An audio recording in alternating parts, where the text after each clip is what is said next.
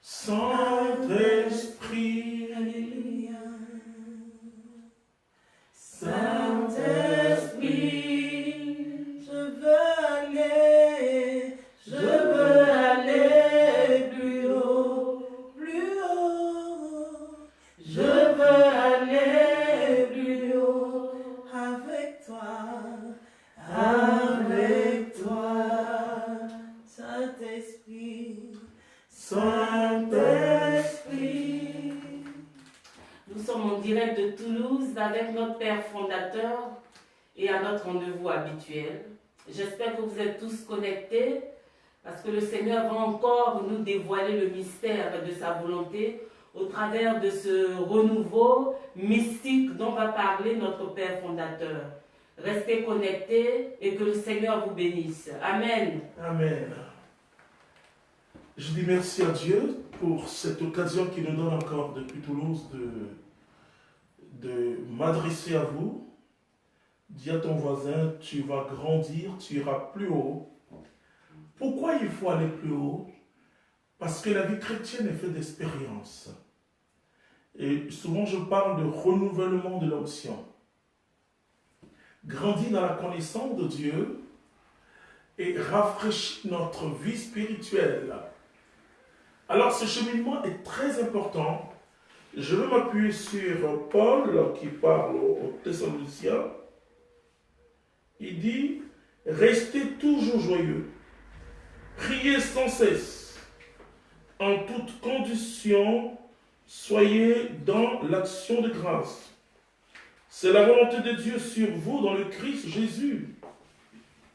N'éteignez pas l'esprit, ne dépréciez pas les dons de prophétie, mais vérifiez tout, ce qui est bon, retenez-le, gardez-vous de toute espèce de mal. Parole du Seigneur notre Dieu, nous rendons grâce à Dieu. Quand Paul dit priez sans cesse, il commence à dire soyez toujours joyeux. Alors nous savons que dans la vie il y a plusieurs événements. Il y a des événements joyeux, il y a des événements douloureux, et Paul nous dit soyez toujours joyeux et priez sans cesse. C'est la vie mystique. C'est le dévoilement même de la vie mystique. Le mardi passé, nous étions en train de développer la vie charismatique et je le dis que le mystique, c'est d'abord celui qui est très charismatique et qui approfondit la connaissance du Saint-Esprit, qui entre en communion avec le Saint-Esprit et qui découvre. Tu comprends qu'au début de la vie chrétienne, je me souviens encore des premiers témoignages. On dit, oui, avant, je fumais, maintenant je ne fume plus. Avant, je faisais telle chose. Aujourd'hui, je ris. Pourquoi je ris? Parce que la morale et l'expérience de la vie peut t'aider à ne plus fumer. Mais c'est bien sûr aidé par la grâce de Dieu. Quand nous goûtons le Seigneur, que nous voyons que le Seigneur est bon, c'est vrai, il y a une action du Saint-Esprit. Mais ce que je suis en train de te dire, que par l'éducation, une personne qui tombe malade, et qui buvait, qui tombe malade, est obligée de tout arrêter. Alors, la vie mystique va au-delà de ça. Et pourtant, c'est toujours l'action de l'esprit qui peut venir à notre aide. Mais je l'ai dit aussi, par l'homme, par ses expériences, peut prendre des grandes décisions. Et des décisions, il peut l'assumer, il peut les assumer. Maintenant, quelle est la différence entre ce que humainement je peux faire et ce que je peux faire humainement que Dieu me donne la grâce? Oui, Dieu me donnera la grâce de commencer à marcher. Il me donne la grâce, un enfant qui naît, il apprend à grandir, il apprend à marcher. Il peut tomber, il peut se relever. Mais arrive un moment, c'est vrai qu'au départ, il faut l'aider, l'encadrer, mais arrive un moment, il doit se débrouiller. Les dons charismatiques, les dons spirituels, c'est pour nous aider à entrer dans une certaine communion avec le Saint-Esprit. Mais laisse-moi te dire ce qui va réjouir ta vie après. Parce qu'au départ des dons charismatiques, tu as besoin de sentir, comme on le dit souvent, renouveau. Ah Seigneur, tu es là, tu es là. Et beaucoup de chrétiens disent, mais pourquoi je ne me sens plus? Au début de ma vie spirituelle, je sentais, au début de ma vie spirituelle, j'avais la joie. Oui, c'était une joie émotionnelle. N'oublie pas ce que Marie a dit. Elle dit, mon âme exalte le Seigneur. Mon âme prend en compte toute ma partie aussi consciente. Toute ma conscience humaine, ma conscience religieuse, ma conscience chrétienne, je le dirais, pour louer le Seigneur. L'Esprit Saint vient m'aider à louer le Seigneur. Mais il va arriver un moment de ta vie où les événements que tu vis vont plus provoquer ce que les chrétiens appellent la joie, c'est-à-dire que une émotion, voilà, une émotion qui me donne un sentiment de joie ou d'être heureux. Voilà. Or, effectivement, les circonstances de la vie spirituelle feront que, arrivé un moment, tu ne sentiras plus les choses. Tu ne sentiras plus les choses. Alors, je reviens au charisme pour dire, les charismes sont du domaine aussi du sentiment prophétique comme une intuition de Dieu. Mais arrivé un moment, tu ne vas plus sentir de la même façon. Pour recevoir une parole de connaissance, il n'aura plus forcément une chaleur. Hein? Il n'aura plus quelque chose, une émotion.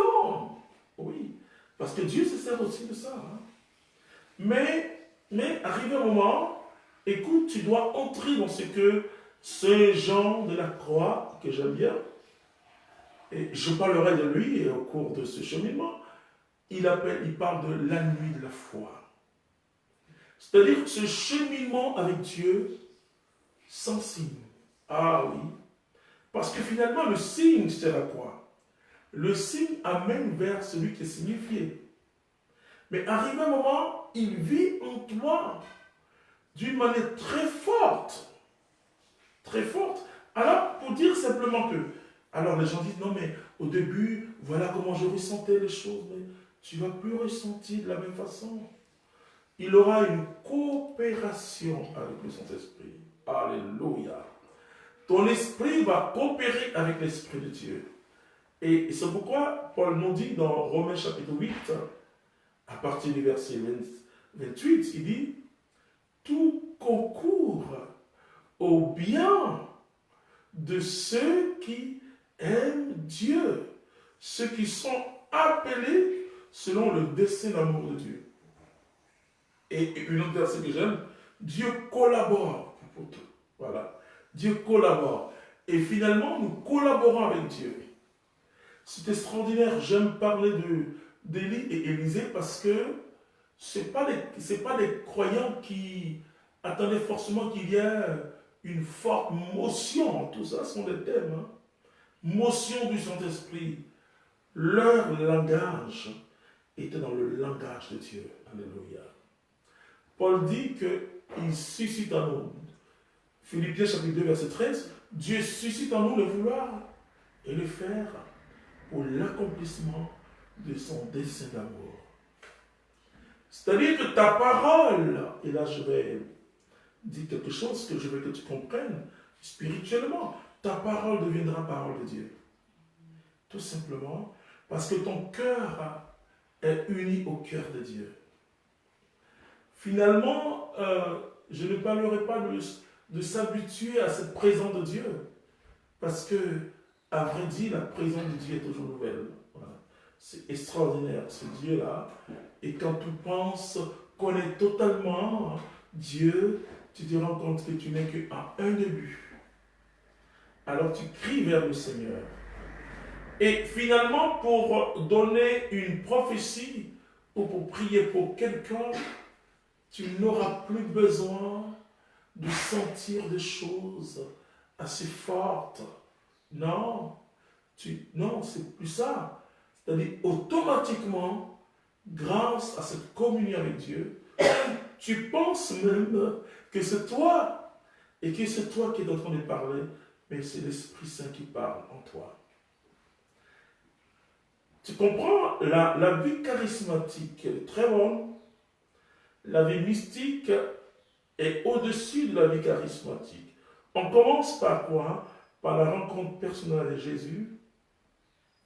Et comme je l'ai dit, les premières manifestations sont des manifestations charismatiques, c'est-à-dire jaillissant de l'action de l'Esprit Saint. Et cette action de l'Esprit Saint sera toujours en toi. C'est une manifestation, mais ça va prendre une autre expression. C'est-à-dire que ça va prendre une autre expression, et si tu n'es pas accompagné, parce que tu vas dire, mais en fait, je ne comprends pas pourquoi je ne ressens plus les choses. Non, tes pensées doivent être dans le Seigneur. Et Paul dit à l'église de Philippe quelque chose de très fort au chapitre 4, Philippiens chapitre 4, il dit, gardez votre cœur et vos pensées dans le Seigneur Jésus-Christ. Alors pour cela, il faut une prière incessante. Priez sans cesse.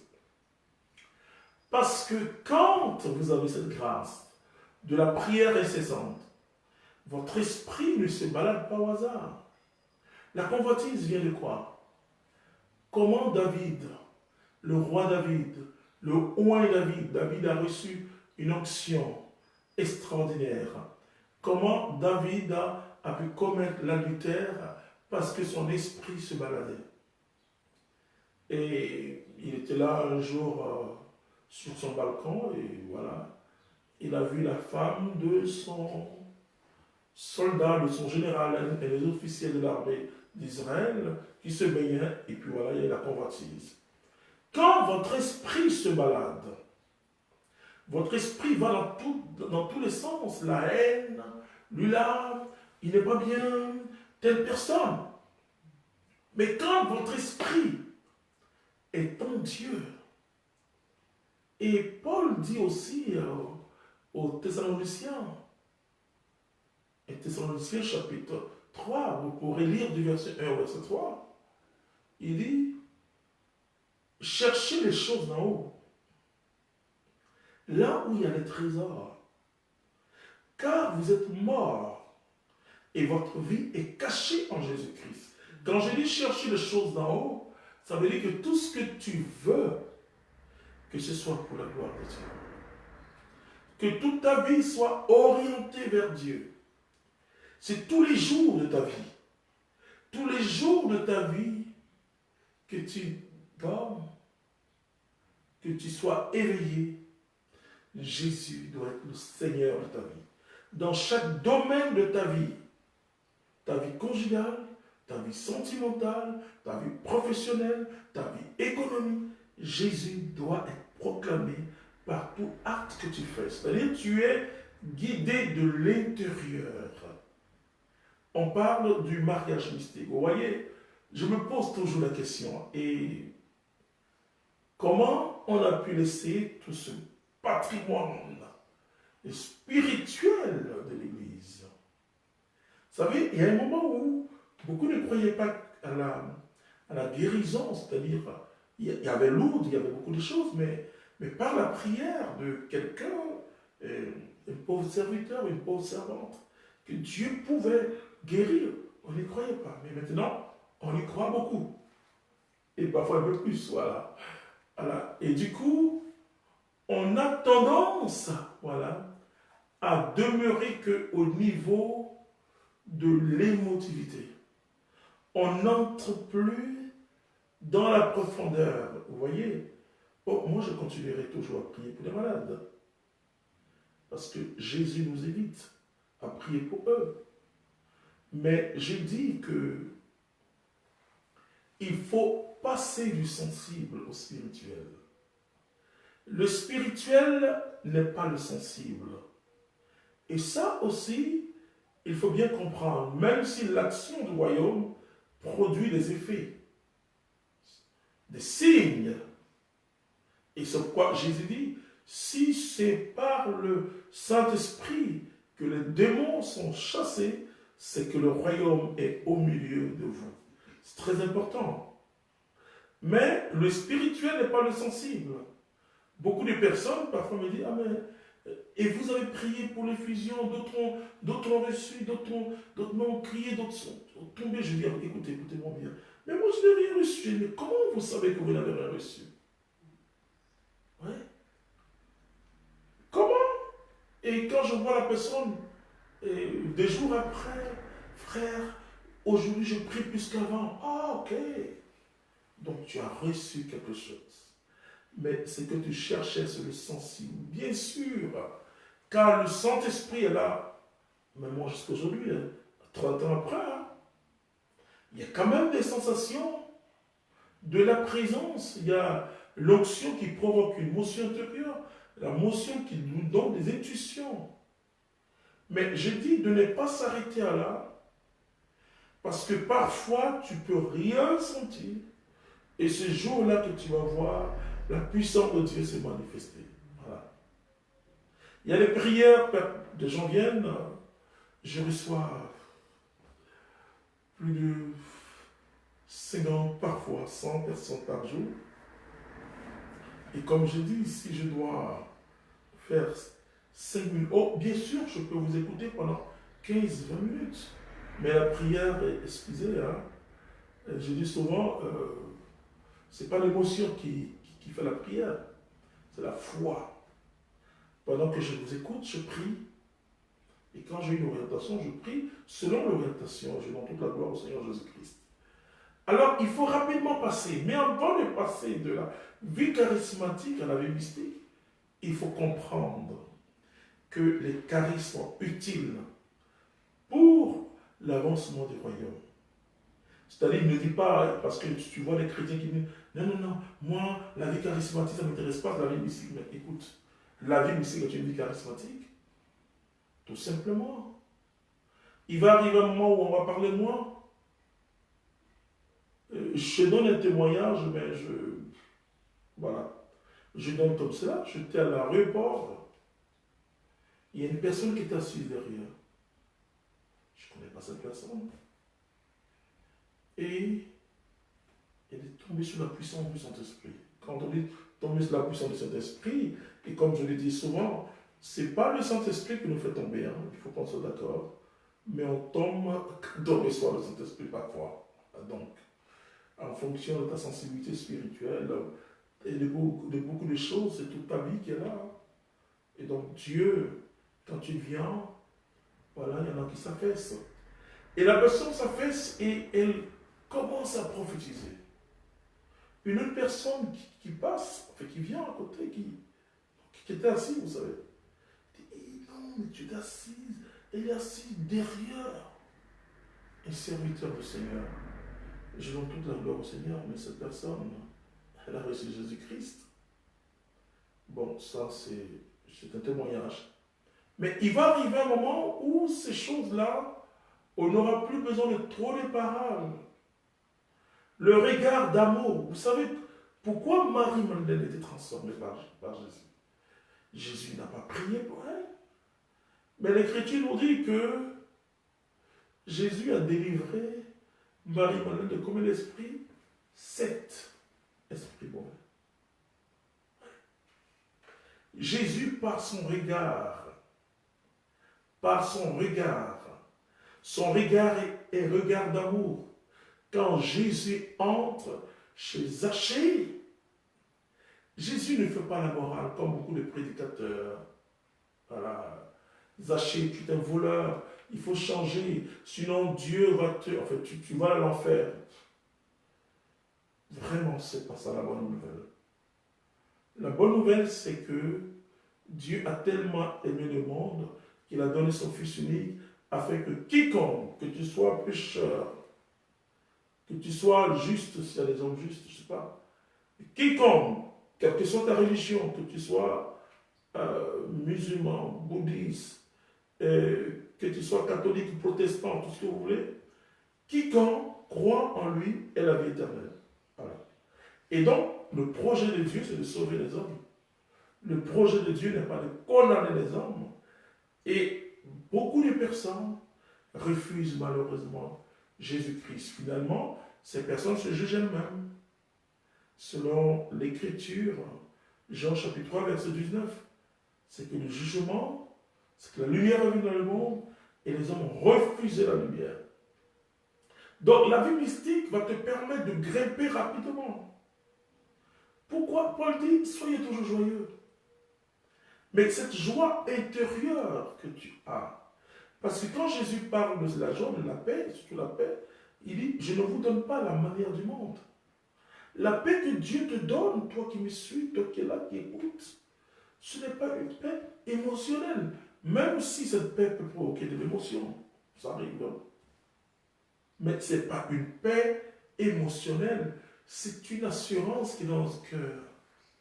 Quelque chose qui est difficile à décrire, même quand on traverse des moments durs de notre existence, on sait qu'il est là. Je sais que tu es là, ô Jésus. Je sais que tu es là.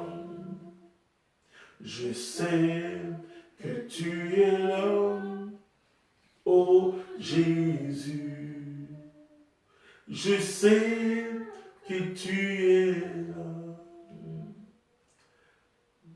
Mon âme s'est réjouie en toi, mon Sauveur.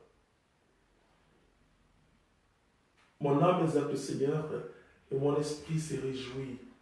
Marie dit, son esprit s'est réjoui. Cette joie intérieure, c'est la joie de l'esprit.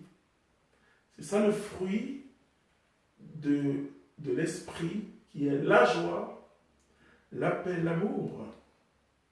Signe du sauvé. Signe qu'il y a une métanoïa, il y a une transformation intérieure. Alors, qu'est-ce que la vie mystique apporte? La puissance dans les charismes. Et Paul va dire, il nous dit que n'éteignez pas l'esprit, ne dépréciez pas les dons de prophétie, mais vérifiez tout, ce qui est bon, retenez-le. Qu'est-ce que la vie mystique t'apporte? Un éclairage nouveau sur les charismes. Puisque là, tu as grandi. Parce qu'au départ, quand tu commences la vie charismatique, laisse-moi te dire, et ça aussi je suis Saint Jean. Saint Jean dit que quand on était célèbre de l'autre côté, c'est-à-dire que quand on était célèbre dans le monde, on est toujours dans le monde, on n'est pas du monde. Et bon, et quand on arrive, quand on rencontre Dieu, et quand on a le charisme, c'est la célébrité qui continue. Voilà. Je dis souvent charismatique, peut-être que tu n'es qu'à un début. Mais quand tu vas voir les miracles authentiques de Dieu, pas les miracles forcés, forcés et manipuler les gens, mais la première des choses que tu découvres, ta pauvreté. Ah oui. Et tu te demandes, mais pourquoi, comment, par toi, aussi pauvre? Et souvent, ça vient d'un moment où, bon, c'est lui qu'on n'a pas assez prié, on n'a pas assez jeûné, parce que Dieu se manifeste quand on est pauvre.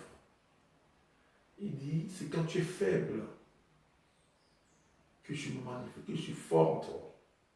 En fin de compte, plus personnellement, plus je vois des miracles, à Dieu soit la gloire, puis je vois mes limites. Vous savez, Moïse même, qui est Moïse, bon, il n'a pas cru que Dieu, en frappant le rocher, l'eau pouvait jaillir. Et à cause de ça, Moïse n'est pas entré dans la tête promise. La vie mystique te permet de voir ta pauvreté. Et plus tu verras ta pauvreté, les charismes et les dons de Dieu vont se manifester. Vont se manifester en puissance. Et qu'est-ce que le monde attend aujourd'hui? Le monde est à la veille d'un renouveau de la vie mystique. Je dis, le renouveau dans la vie mystique, le renouveau dans l'esprit donne le renouveau charismatique et le renouveau de la vie mystique. Et malheureusement, nous avons, et là je rappelle cela surtout aux chrétiens catholiques et ceux qui ne sont pas catholiques, malheureusement, nous avons oublié ce patrimoine, des patrimoines que je peux dire qui jaillissent ce patrimoine qui jaillit de la vie des saints, de l'expérience mystique que l'Église a vécue et continue à vivre. C'est vrai que le XXIe siècle est un siècle assez particulier, hein? Mais il nous faut de nouveaux saints, de nouvelles personnes qui vont entrer dans le renouveau de la vie mystique. Ce ne sera pas des gens qui vont dire non, moi je ne peux pas pour le malade parce que je suis mystique, c'est pas vrai. C'est la compassion qui te pousse. En marchant dans la rue, et ça c'est encore un témoignage, des sœurs sont dans le marché, des sœurs consacrées à la communauté, elles passent. Une jeune fille vient dire, mais priez pour moi. Alors que celles qui marchaient, c'est ce qu'on appelle nos sœurs consacrées laïques. Donc il n'y a pas de signe. Mais elles sont venues. Mais cette jeune fille venue, monsieur, priez pour moi. Bon, cette dernière, elle est venue aujourd'hui consacrée aussi. C'est ça la vie mystique. Quand vous prenez du temps dans la présence de Dieu, et que vous allez au travail, mais les gens vous regardent comme si c'était la première fois qu'ils vous voyaient. Quand vous allez au supermarché, mais les gens vous regardent, ils passent et puis tout, et vous regardez, qu'est-ce que cette personne va se voir? Parce qu'elle fera, parce qu'elle voit sur toi la gloire de Dieu. Et donc, la gloire, c'est cette présence agissante de Dieu. Et donc, la personne qui entre dans la vie mystique, j'ai envie de dire que n'a pas de force sur le plan de l'exercice des charismes. Puisque la personne ne cherche pas une réputation, ne cherche pas une gloire, c'est même pas possible. Parce que Dieu est les dons de l'esprit, qu'on appelle les dons de sanctification. C'est la crainte de l'esprit, la crainte du Seigneur. C'est-à-dire que la crainte qui nous donne le sens de l'adoration. La grandeur, quand vous voyez, Dieu est vivant. Dieu est vivant. Ceux qui ont des problèmes pour croire que Joseph a été chaste totalement et que... Oui, mais regardez ce qui s'est passé dans la vie de Marie. Mais tout, il y a une transformation de l'intelligence, une transformation puissante de l'intelligence. Et Dieu agit. Alors je vais t'inviter d'abord à ne pas rater une seule séance de ce cheminement. Parce que je veux que tu ailles plus haut. Je veux que tu ailles plus haut et ce renouveau charismatique va fondre dans ce renouveau de la vie mystique. Le père Tardif disait que est-ce qu'on aura encore le temps pour béatifier? Parce que ce que l'Église fait en béatifiant ou en canonisant, c'est pour nous encourager à être saints. Parce que le saint, c'est le chrétien normal. Tout simplement. Ce n'est pas le chrétien extraordinaire. C'est-à-dire, c'est le chrétien qui essaie et qui a essayé, c'est pour ça, on les canonise qui à la mort, a essayé de vivre la vie chrétienne, aidé par le Saint-Esprit. Le saint, c'est celui qui sait qu'il n'est pas saint et qui recherche Dieu. Vous voyez, devant tout ce que le monde est en train de vivre, vous voyez, le diable sème les vrais dans le champ du Seigneur. Et aujourd'hui, beaucoup de gens ne veulent plus entendre parler de charisme parce qu'il y a des gens qui ont... Les familles sont divisées, etc. Ou bien des gens